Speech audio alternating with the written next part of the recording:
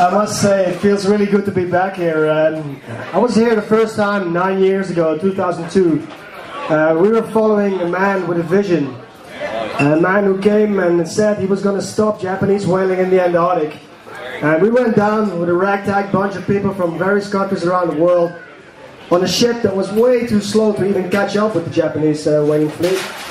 A ship that was pretty much being held together with duct tape and wire.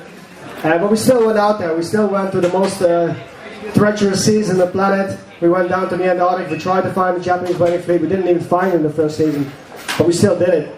And despite that first campaign that we really didn't book that success that we wanted to, we went back there again, time after time. And we went back 7 times because Paul really believed that we could shut him down. And every single campaign, we got more and more successful. More and more successful. We got their kill numbers down every single time. And this year, I must say, it's been absolutely amazing. This year, we pretty much destroyed the Japanese whaling fleet.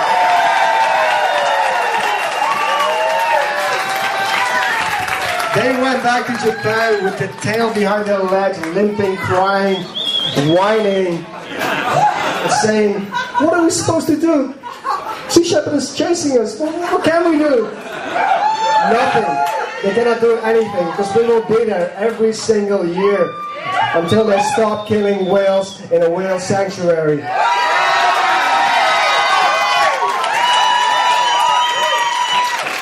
Let me just say, this is not about stopping whaling. This is all about a man having a vision, a man believing in something that is right.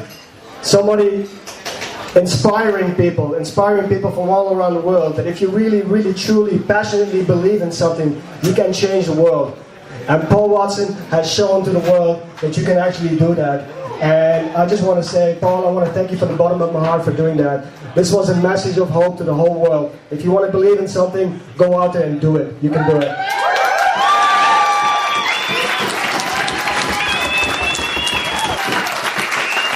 So I really want to make it short because, Paul's much better at this than I am. So without further ado, Paul, if you would please take the stand up here.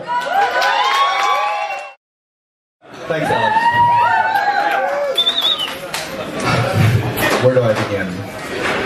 As Alex said, this is our 7th year going down there. And it hasn't been just one person. I appreciate that, Alex. But the fact is that over these 7 years, there's literally been about 600 crew members on that. That kind of passion from the volunteers from around the world, you can't pay people to do those kind of things.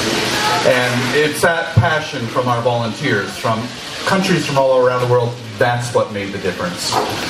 And we could not have done what we've done without the support of the people of Australia and New Zealand. Today the Australian Federal Police raided our vessel for the 3rd time. I don't know what they're looking for, but see, when Japan tells them to raid us, they say, "Oh yes, absolutely, right away, we'll be right down there, whatever you want, what do you want?" "Oh, we'll copy their computers, we'll do anything you want," and everything. "Oh, we'll see some few things, yes. But to be fair, the Australian Federal Police are pretty friendly when they go about it, so we haven't got a lot of complaints, and we usually get our stuff back, so it's not too bad. But I do know that they have to go through the motions to appease their masters in Tokyo, but that's fine. But the great thing is that whaling, I think we can end whaling worldwide, and we just have to make it.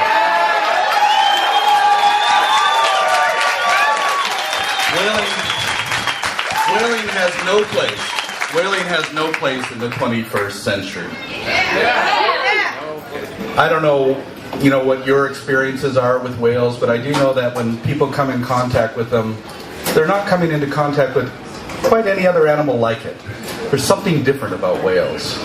Something we really can't put our finger on. But over the years, I've had many experiences with them, and I've come to the understanding that they're smarter than us. Quite simply smarter than us. And unfortunately, they don't have the killer instinct of us sort of overly conceited naked apes as human beings. And so therefore they have no way of defending themselves from us. But I really believe that, Voyager, they put the different songs and languages as they sent it off into outer space. And they also recorded the songs of the humpback whale and sent that off into outer space. I always wonder if some extraterrestrial life, if they find this, who they'll identify more with, the whales or with people. And if they come to visit us, who do they want to visit? The whales or us? Most likely the whales. They sing much better. And I think that they have a lot more to say, because there's so much we could learn from them. And one of the things that we can learn from them is the fact that if we're going to survive on this planet, we have to protect our oceans. We have to protect life in our oceans.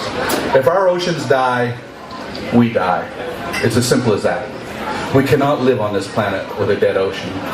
And just to sum it up, I just want to use this example. Don't consider this as a planet, consider this as a spaceship. We are on a spaceship hurtling through space at an incredible speed. And there are two types of species on this spaceship. There's the crew and there's the passengers. The crew keep everything running. The passengers are having a good time. We are passengers. We've got to respect the crew. And the crew are those species that keep this planet running. The bacteria, the insects, the fish, those creatures that are responsible for the air we breathe, the food we eat, that regulate the climate, the temperature. They are the support crew of Spaceship Earth. If we destroy them, we destroy our life support system. And that's the understanding that we have to come to. And unfortunately, we're killing them off. And we're going to wake up one day and realize that we no longer have a life support system. We no longer have a future. A few years ago, I was criticized in the United States quite viciously on the Fox network, which is not unusual. But because I made a statement that worms were more important than people. And people got really upset. How dare you say something that worms are more important than people? Forget about whales, I'm talking about worms. And I answered that by saying, I said that worms are more important than people for a very good reason. Because worms are more important than people. Worms can live on the earth without people. People cannot live on the earth without worms. We need them, they don't need us. We need ants, they don't need us. We need bacteria, they don't need us. We need fish, they don't need us. We have to protect them for our own self-preservation. It's as simple as that. That's the understanding that we're trying to get across. And I believe that we're coming to grips with that. More and more people are becoming aware of just what these connections are. And hopefully they'll become aware of it soon enough so that we'll be able to actually preserve our own species, because otherwise we'll go extinct. We may be back next year. There's a 75% chance that the whalers will not return. I think it's looking better every day.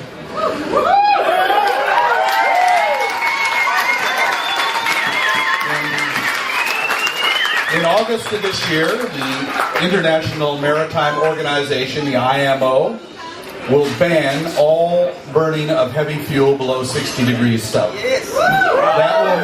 That will make the Nishan Maru illegal under IMO regulations.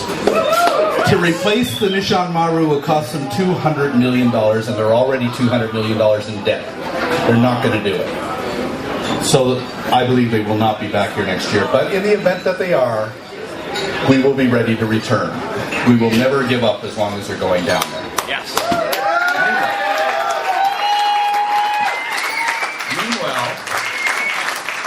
Meanwhile, we'll be heading up to the Mediterranean to once again protect bluefin tuna.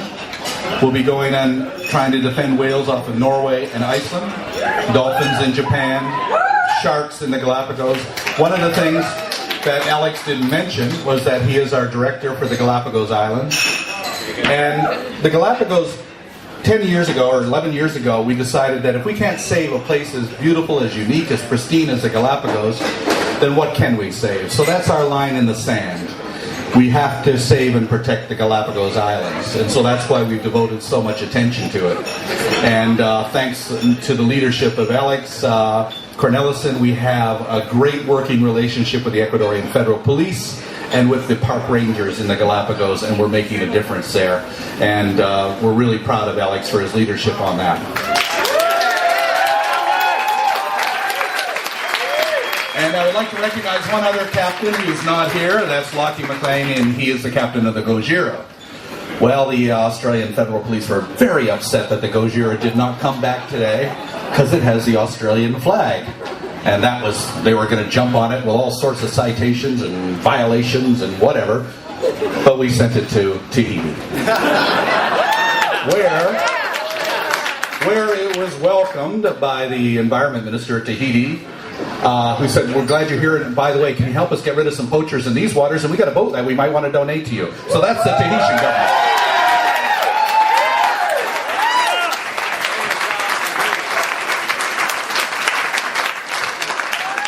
So in addition to our incredible crew of volunteers from around the world, also the shore volunteers who have helped us in all of the different ports all around the world are just as much a part of this crew as the people who serve on the ships. And again, that makes it possible for us to do what we do. And so I'd like to really thank all of those people who are here, who are on all the ports around the world, who have been supporting us, because this is our support base, and they've proven to be invaluable for our success. Yeah!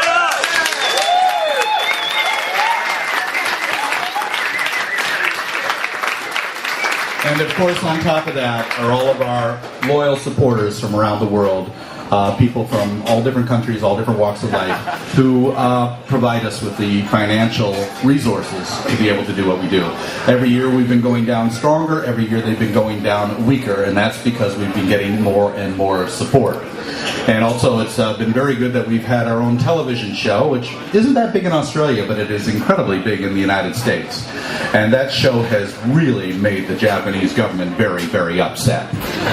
They've tried everything they can to shut it down, but they've been very unsuccessful. Last week, the Japanese foreign minister called in the ambassadors from the Netherlands, New Zealand, and Australia, and demanded that those three countries take action against Sea Shepherd.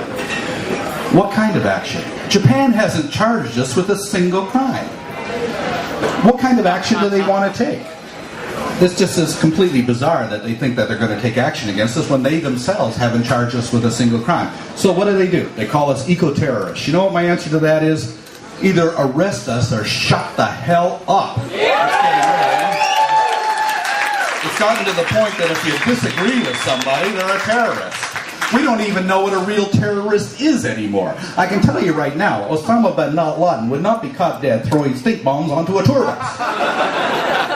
Now, Timothy McVeigh had to use stink bombs instead of a real bomb in Oklahoma. A lot of people would still be alive. We're not terrorists.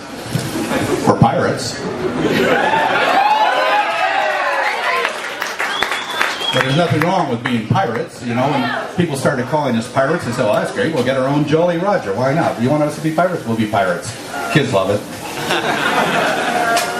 So thank you very much. And hopefully we won't have to return. But if we do, we'll be here in Hobart again in December. And we will leave from here, and we will go down stronger than ever.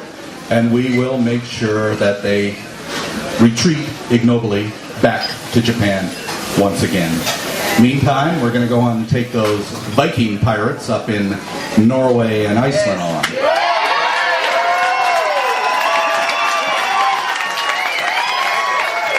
Now,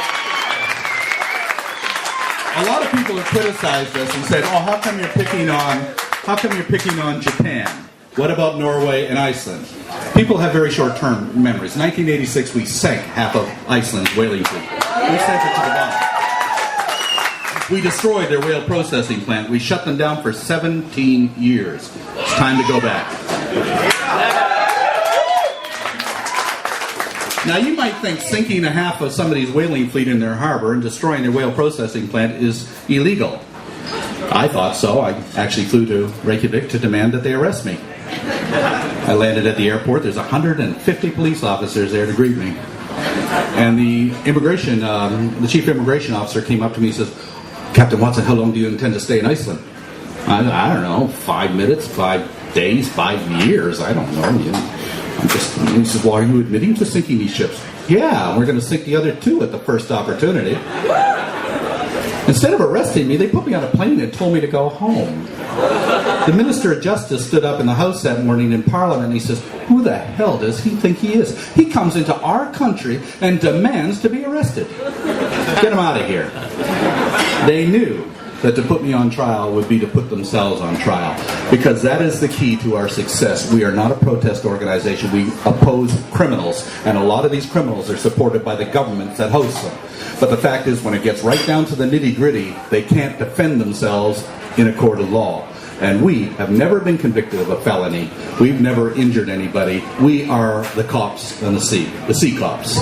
We're not protesters, we're the cops, because the governments of the world are refusing to uphold international conservation law. And as long as they continue to not live up to their responsibilities, we will do so. And if people call us vigilantes for that, well, so will be vigilantes. Somebody's got to do something. And we're not going to sit down on our ass and watch this world go to hell just because the fact that politicians do not have any guts at all and will not do anything. The problem is every single international meeting that we've ever had, where they all sit down and they draft up all of these wonderful things about how they're going to save the planet, not one of them has ever been implemented. They're all full of shit. Every single one of them. If you want anything done in this world, we have to do it ourselves. And I was very, very, very proud of the fact that one of our first advisory board members, we had two advisory board members right out the beginning. One was Buckminster Fuller, and the other one was Margaret Mead.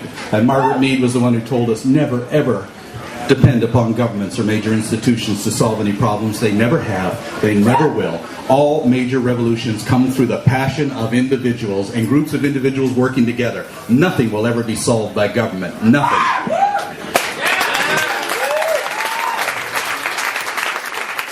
So the reason that the whales were saved this year, that we saved almost 800 whales this year, was because of all of you.